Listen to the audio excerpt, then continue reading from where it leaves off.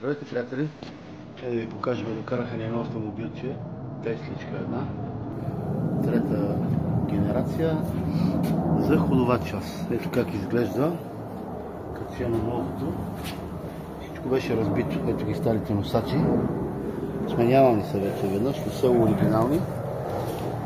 Разбити са им шарнирните връзки, съответно трябва да се сменяват, няма как, това е капсуловка.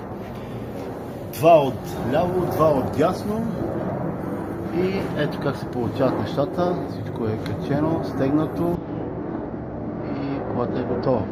Си я взимат, се возят още толкова.